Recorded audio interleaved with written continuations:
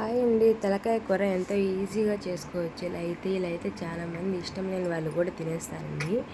ముందుగా కూర తీసుకొని బాగా నీట్గా కడిగేసుకోవాలండి, నీచు వాసన రాకుండా. ముందుగా పసుపు ఉప్పు వేసుకొని ఉడకబెట్టుకోవాలి. ఉడికిన తర్వాత పక్కన బాణలు పెట్టుకొని ఆయిల్ వేసుకొని ఆవాలు జీలకర్ర వేసుకొని కట్ చేసిన చిన్న ఆనియన్ ఒకటి వేసుకొని బాగా వేయించుకోవాలి. ఇలా బాగా వేగిన తర్వాత గోల్డెన్ బ్రౌన్ కలర్ వచ్చిన తర్వాత చిన్న టమోటాను కూడా పోసుకొని దాంట్లో వేసేసుకొని బాగా వేయించుకోవాలి. ఇలా మనం అల్లం వెల్లుల్లి పేస్ట్ తీసుకొని దాంట్లోనే టమోటా ఒకటి ఎర్రగడ్డ ఒకటి వేసుకొని మిక్సీ పట్టేసుకోవాలండి. ఆ పేస్ట్ అయితే ఈ టమోటా ఎర్రగడ్డలో వేసేసుకొని బాగా వేయించుకోవాలి. కొంచెం గ్రేవీ కోసం అండి. ఇలా చేస్తే గ్రేవీ వస్తుంది.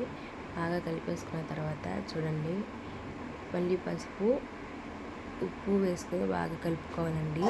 కారం 2 టేబుల్ స్పూన్లు వేసుకొని బాగా కలుపుకోవాలి. మేము కారం ఎక్కువ తింటాం కాబట్టి మేము 2 టేబుల్ స్పూన్ వేసుకున్నాము. మీరు తక్కువ తినే పని అయితే వేసుకోవచ్చు, మీ ఇష్టం. బాగా కలిపేసుకున్న తర్వాత కొత్తిమీర కొంచెం వేసుకొని బాగా కలిపేసుకోవాలి.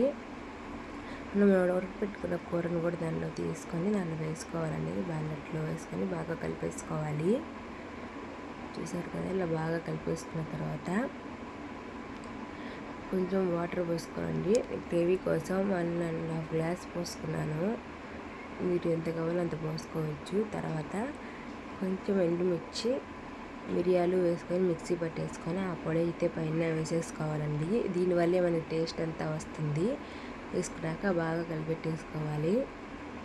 2 మినిట్స్ అలా వదిలేయాలి. చూడండి, ఇదైతే తలకాయ అండి. ముందుగా వేసి ఉడకబెడితే మెత్తగా మొత్తం కలిసిపోతుందని చెప్పి లాస్ట్లో ఇలా వేస్తారంట. వేసుకొని కొంచెం గ్రేవీ జల్లుకొని తలకాయ మీద అలా వదిలేయాలి. లాస్ట్లో నేను ధనియాల పొడి కొత్తిమీర వేసి బాగా కలిపేసాను. అంతే అండి. తలకాయని మాత్రం కదపకూడదు. ఇలా చేస్తే ఈజీగా అయిపోతుంది, చాలా బాగుంటుంది. మీకు నచ్చితే లైక్ చేసి సబ్స్క్రైబ్ చేసుకోండి.